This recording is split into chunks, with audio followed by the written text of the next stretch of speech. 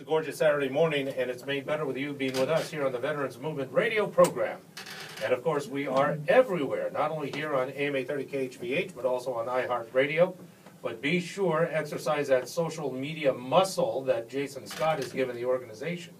Because Jason, anywhere and everywhere, right? That's absolutely correct. You know, we're on Twitter, you know, at Veterans Movement. We're on Instagram, Facebook, Google Plus, and YouTube. So we've got it pretty much covered. And on Hickam, and on Schofield, and on Wheeler, and on Pearl Harbor, and on if they allow me to put billboards up in Hawaii, I'd put them up there too. And on flyers, and in the sky, and smoke signals. And top of mind awareness. I say, don't we have like an airplane, Skyrider coming in person? I didn't hear anything about pigeons, tentacles, Morse code, I mean, just wherever it might be. But that's the bottom line. That really is, before we jump back in, that's the whole effort. It is to spread the news and to encourage others, and you don't have to be domiciled here in Honolulu. You could be anywhere and still support everything that the Veterans Movement stands for.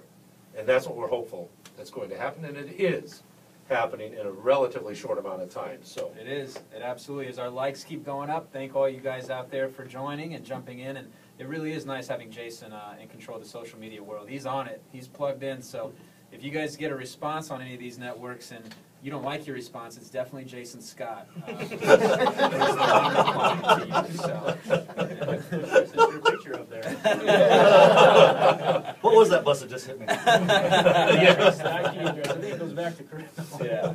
We were talking with Adam a little bit earlier too about his experience, and Jason, of course, also working closely with Veterans United Home Loans. And during the process, there was an element that many may not know about, Tony, that it's necessary that if you are a veteran pursuing home ownership, achieving home ownership, that's not the end for you necessarily. There are other options. Yeah, there's the option is called second-tier use, where if a veteran bought a home in North Carolina for $200,000 and came to Hawaii, right now it's $625,500. They still have $425,500 available to them. And not a lot of real estate agents and not a lot of lenders know about the second-tier use. And unfortunately, a lot of veterans were being swayed away from using the remainder of their entitlement and tried to be put into an FHA loan or a conventional loan. And I think that's kind of Jason's story, and he can tell it himself. Yeah, Jason, why don't you share a little bit about how this all happened? Well, Tony's absolutely right. And when he said I have not been to any one of his classes, he's absolutely right. But I did get a personal class when we met Tony. So, okay. And he is right. I really don't, I know maybe this much of what he has, and that's very small. So basically what happened was my wife and I, we moved here. And we had done some of our own research. We'd heard about the Tier 2, and it was mainly for people, we had heard was for PCSing. We didn't realize that it was just an actual entitlement altogether. So when we got here, you know, we'd bought a home before on the mainland, and so we decided to go through the pre-approval process because we wanted to have that letter, you know, yes, we are pre-approved, because that's the way, you know, we were taught you do business when buying a home. It's not necessarily the way they do it here sometimes, but that's what we were taught. So then we went to, I can't remember which lender it was at the time, and I was like, hey, you know, I've heard about this Tier 2, and he just kind of looked at me with like the deer in headlight look. No, you can't do that. I've never heard of that. You know, this is the lender, right? Mm-hmm. I was like, really? And I was like, I'm pretty sure you can. He's like, well, let me get back to you. So the real estate agent at the time, thank God we didn't have a contract with, was the same way. She's like, yeah, I've been doing this 30 years, never heard about it. And I was starting to get frustrated. So, you know, my wife and I were doing these, you know, every Sunday, just about anywhere on the island, you can go and see open houses somewhere. And this lady worked for Island Style Realty, said, hey, go talk to Tony Diaz. And she gave me the card, her card with his number on it. And I called him. He's like, yeah, come on in. And that's basically how it happened. Is came in, I told him, hey, Tony, you know, I heard about this Tier 2 deal. And he was like, you're absolutely right, but you're also wrong. Let me tell you. And then he literally proceeded to give me the exact gist of everything, exactly how it works. And like you said, you know, you buy a home in North Carolina worth $200,000, and right now, because it's only worth $625 here, you have a difference of $425. Well, when I did it, the actual what is that term called? The loan limit was $750. The loan limit was $750. So I had bought a home for $169,900. I mean, I'm not going to do the math for you, but bottom line, I had about $560,000 to $570,000 to buy a home, and we were able to buy, you know, the home of our dreams now. Excuse me, here in Hawaii, and it was because of that Tier 2 deal. And those are one of the topics that Tony discusses, you know, in his class. So like I said, yes, I did not get to go to one of his actual classes per se. And if I wasn't here right now, I'd probably be right over there doing it, because I did tell him I would go to the next one. Right. But I did get a very intensive 3-hour class as opposed to a 2-hour class. My wife and I were actually like really ready to leave. I mean, the office had already closed by the time he was done talking to us. But no, actually no, he gave me a really informative class, and I was very thankful that he did, because it worked out. It was Who great. is teaching the seminar right now? That was a good question. As a hush falls over the crowd. But I love this story because, Tony. and there's no, and again, you mentioned a bus earlier, not throwing anybody under the bus and all of this in the entire real estate industry. But the bottom line is that as an individual, you should be empowered. So you have the knowledge and you can pursue and you can take advantage. Because ultimately it is your life, your property, your investment. And that's hopefully what's going to resonate with these stories today. Well, and that's what I love about these guys, because even if they don't have all the information, they're not going to BS you. They're going to tell you straight up, hey, you know what? I can find out. Give me, not even 24 hours sometimes. It's normally within a half hour. Boom, they're calling you back. And that's what I really wish I would see across the board. And that's what really stuck out with me with these guys, is because my previous attempts, they were just satisfied with, oh, no, you can't do that. You know what I mean? And where Veterans United and, Tony and Chris, they're like, no, you can do that, and I just wish there was more people that were proactive and that wanted to, learn more about the. Understand. I think in Jason's situation, he mentioned the real estate agent had 30 years in the business. Probably the lender had also a lot of time in the business. And unfortunately, back in 2003 and earlier, the loan limit was really low. It was only $240,000. So if you can imagine trying to buy a home here in Hawaii with a VA loan entitlement, you're probably not going to be able to do it without a substantial down payment. So veterans weren't taking advantage of their VA benefits because they didn't have the down payment, so they went to an FHA loan. And over the years, from the 80s to 2003, they're using FHA loans. They're using well, if the veteran's not using the benefit, do you think real estate agents and lenders are keeping up with it? The problem is everyone's stuck in my grandfather's VA loan. It's not what it was in the 80s. It is totally different. And if you don't know about your benefit, you probably should come sign up for one of those classes. Yeah. Most important thing, it is education. That's where better education, better decisions. And I know, Corey, this resonates with you because you have, unlike Jason, have taken the time out of your life to support Tony Diaz and go to one of these. I'm sorry, is that? You're absolutely right. I just don't have the time for them. I'm too busy golfing with you already. There's sandwiches there, guys. There's sandwiches. Remember, you're an arm's length reach. I know, it could be fright, I know. I'm just taking this, my insurance premium just went up 38%. He has this other job. And Tony's totally right about guys just not understanding the new facets to the VA loan. And although it's not a relatively new concept, we talk to over 100 soldiers a week up on Schofield who are just getting to Hawaii. And the number one thing that lights them up is, whoa, I could use my VA home loan again? I just bought a house, 2 years ago in, Fort Huachuca or Fort Hood or Fort Campbell. And we're like, of course you can. And not only can you, but it's a good idea. If you look at the numbers, sit down and look at how it's going to play out for you. And it really blows people's minds. And it's always exciting to see them realize what they didn't know then and how much more they're going to learn when they come to the seminars. Or even when they come sit down. Some of us have been to so many of Tony's seminars, we get to give a little piece of that off, and it blows people's minds. So to get them into the full-blown seminars is really, really good. And Rustin and Corey, as real estate agents, you guys talk to the seller side, you guys talk to the seller side all the time about accepting a VA contract. What do you guys hear? Well, the first thing that we usually get is, well, what are my sellers going to have to pay? They're confused that the seller's going to have to pay non-allowable fees. We cover that in our contract. It's written into our contract. The other ones are, well, how strong is your buyer, and what does he do? And I said, our buyer's pre-approved and the letter's attached, and that's all they really got to know. But there's a lot of misunderstandings about it, and the biggest point for us is, hey, we've got a strong buyer who is wanting to buy your house for reasons other than he likes your kitchen. This is something that he risks his life to defend, and he's interested in supporting it, and not only supporting it, but putting his money behind it as well. Our responses have been getting a lot better with the VA home loan. That's at least my experience. No, it's I can mirror that for Corey. I mean, it really, that's always the first question. Well, it's 100%. You don't have any cash. The guy qualifies for $1 million, but he's buying a $500,000 home or $550,000 home because that's what he's comfortable spending. whether they're qualified or not, it's not the question. It's getting over that stigma of, okay, 100%, it must not be good. I mean, it's just like when Tony's seminar, it's a free seminar. Most people think, well, free must not be good. No, free is amazing after you go to it and open your mind a little bit. And Corey, you know, he hit it on the head. It's about allowing these service members that have literally risked their lives for our country to be able to partake in the entitlement that they've earned. And you know, we've on our cover letters and when we have conversations with the listing agents, that's what we try to convey, is that, you know, these guys are literally providing the freedom that we're all enjoying. Let's give them the opportunity to use the entitlement that they've earned.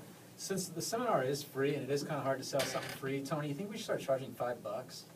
I've been thinking about that. $5. You know, Bruno Mars tickets are going for like $1,500 right now. So I don't know, maybe $5 seminar.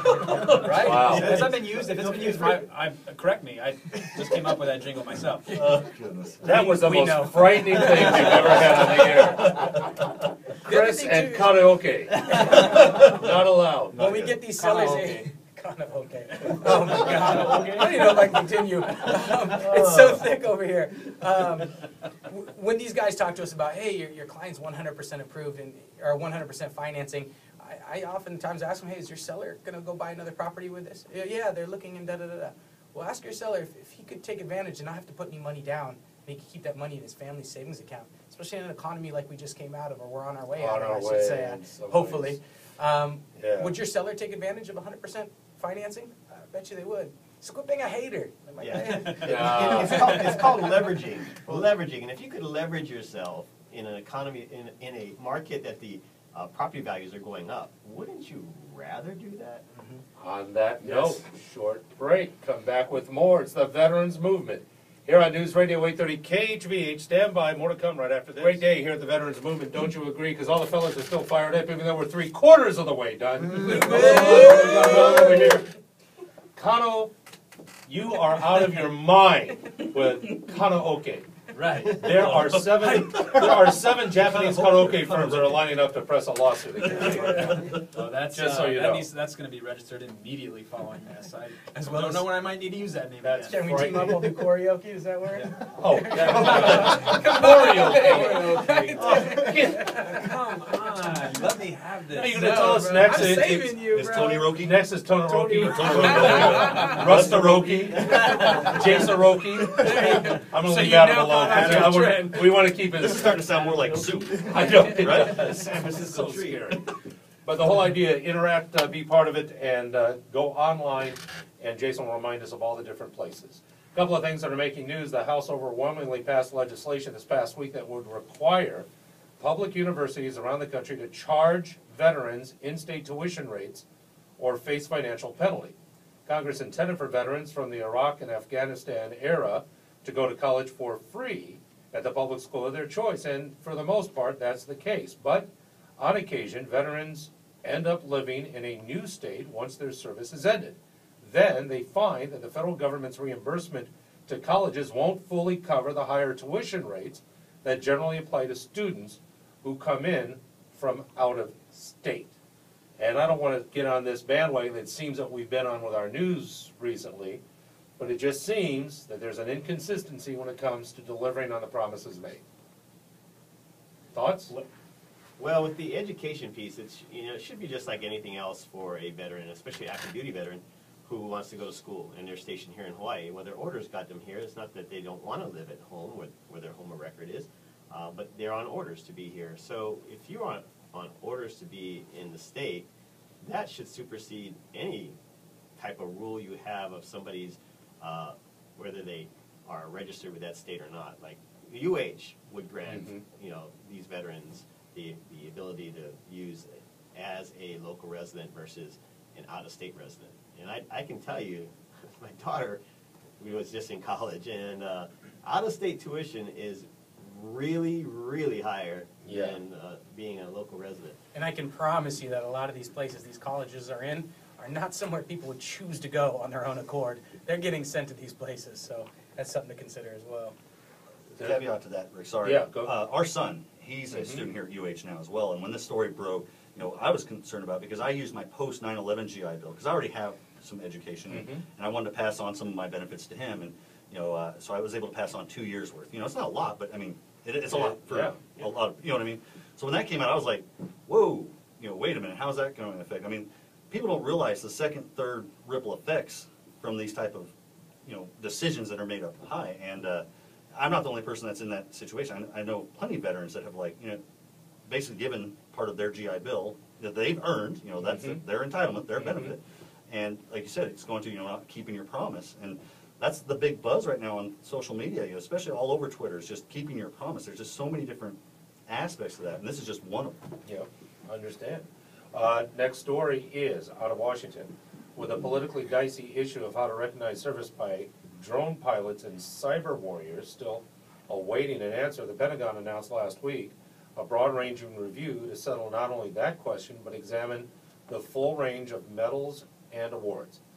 Officials said the review, ordered by Defense Secretary Chuck Hagel, would likely kick off within a month or so and be complete by late 14 or early 15. Beyond determining how new warfare technologies would fit into the medal picture, the parameters of the review are still being worked out, Pentagon Press Secretary John Kirby said. Last quote, as the wars are ending, rather than looking piecemeal at any specific one, he wants to do a comprehensive review of them all. And that, again, according to the Pentagon Press Secretary. The review of medals, the review of valor, the review of commendations, all of that. Appropriate, inappropriate, necessary, unnecessary, new technologies. Anybody want to jump in? Or Adam? I Greg, would, that but one's a officially, doozy. I know. That's a doozy. I know, If I but could take this uniform off, I'd have 30 minutes on that alone, but Yeah. I can't get it. I understand. But don't discourage your kids to play Xbox because they can get a job in the military flying a drone. That is true.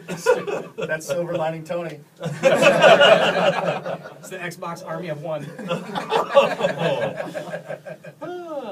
So basically what you're saying is that the Scotch glass is half full. That's how we want to keep it. Yeah.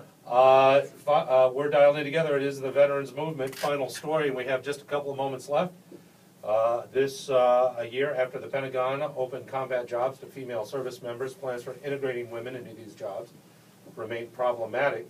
Women's Advocate said this week, Marine Corps and the Army, which have the largest number of military occupational specialties still closed to women, have, according to critics, unclear and inconsistent approaches to integrating women fully into the forces by January 2016.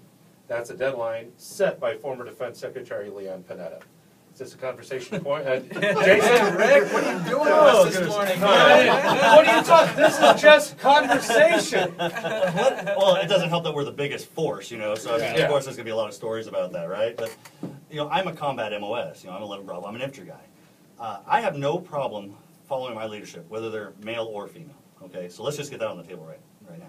But the wars that we fight are in countries that think differently than we do. Their cultures are completely different than ours, okay? They have a different, how do I put this, a different respect level for the feminine gender. Mhm. Again, second, third, fourth ripple effects here. It looks great on paper, looks great on publicity, it helps get people reelected when you do stuff like this. But I'm sure there's gonna be some backlash when the next big place that we go to, just because of the way things are done in those countries. Mhm. I mean, we're all about, the days of us going toe-to-toe, standing next to someone, firing the muskets, 100 people across from you, 100 people across from you, those are done, right? This is all asymmetrical now. It's done on the sides, getting the environment involved, getting the culture, getting immersed in that culture. And they don't believe that you're immersed in their culture if you don't believe in some of their most basic beliefs, right? Right. So, Then someone would come up on the other side and say, well, so we compromise our own. I mean, just a quick little, by President Obama sending Billie Jean King to Russia. yeah, You know what I mean? I mean, it's exactly counterintuitive to what you're describing. right. And that may be, well, I'm not going to say anything else, even though I'm a radio talk show host. But it does show, I think that alone says it all. We'll just leave it right there. But I just wanted to get your take. And I don't want to alienate our, female listeners. That's not the point. I don't think it is. I think Okay. it's actually more supportive. Okay. Because who would want to have someone deployed in an area that's going to increase an already danger zone situation?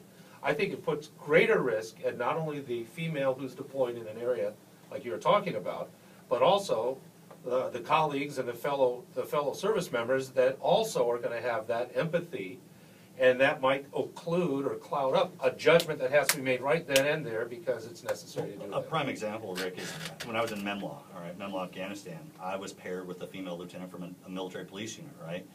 And our Afghani counterparts, she had a very difficult time getting them, or I shouldn't say getting them, what's the word I'm looking for? Basically trying to get them to do their job. Mm-hmm. They would always end up coming to me to make sure it was okay.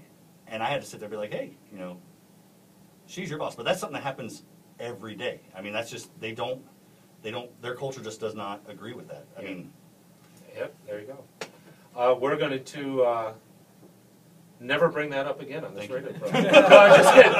But it is. It's good conversation to have because it is top of mind. It does make the headlines and it gives people a perspective, something to consider. If Jason hadn't given out that information, then some people would just read this for what it is and say, well, of course we need to have accommodation for anybody and everybody. So that's not necessarily the case. We're going to roll on out here pretty quick, just in time for some final kudos, some final thoughts, and all of this. We want to thank our very special guest, Adam Larimer. Adam Larimer in the house. And congratulations on all that's happened to you. Thanks a lot, Rick. I really appreciate it. Great news. Let's go down the line with some goodbyes. Corey, would you mind? Nothing big today. I think we covered a lot of stuff today. I'm glad Adam's here. Adam's got a lot more to his story. Hopefully we can have him on again, share the other half of that. Deal. I want to thank, obviously we have more bodies in the studio today, and again, I encourage all listeners out there, if you got something passionate, something weighing heavy on your heart, we'd love to have you on the show. Join us any Saturday morning. I want to thank Scott always for, you know, what he's doing for the movement. We're actually trying to get an interview with him and Obama for the next Super Bowl. So, perfect. So we'll keep everybody up to date on how that goes as well. It's a deal, Rustin. I just wanted to say thank you definitely to Jason and also to Adam for coming on and just sharing their hearts, because it's, you know, it's when guys come forward and they share what's going on in their lives, it enables us to be able to take that and then, you know, and further move that forward. So we're, you know, blessed to have them a part of our lives, and you know, all the veterans out there that are still on the fence, just come and hear about it. That's all I have to say. Come to Tony seminar. Fantastic. Jason? Oh, wow. I'm just happy to be here, you know, help the movement. It's a great group of guys to be part of, and they're passionate about it, I'm passionate about it, and like, you know, C2 was saying earlier. Yeah. Thank you, Jay. Karaoke. You know, the more people we get involved, that's how the movement spreads, you know. That's how it gains traction, and really, send us your messages, send us your posts, you know, like I said, Twitter, Facebook, YouTube, Google, you name it. We're out there, and we'll try to help. Deal. Final thoughts? If you're not at the seminar right now, the next one is February 18th. It's Tuesday night at 6 p.m. at 94539 Puahi Street in Waipio Gentry, right behind Zippy's. So come and attend and learn all you can. And yes, Zippy's will be calling you too. Yeah, that's right. And last but not least, Jason Scott's taking his exam to be a loan officer today. Good luck, Jason Scott. Oh! Yeah. All right, love that. Well, congrats, man. Wish you all the best. Fellas, it's been a great day. Thanks so very much for everything. On behalf of everyone in the studio, and especially for you for joining us, thank you, thank you, thank you. We'll see you next time on the Veterans Movement. We wish you aloha. Take care. Woo! All right.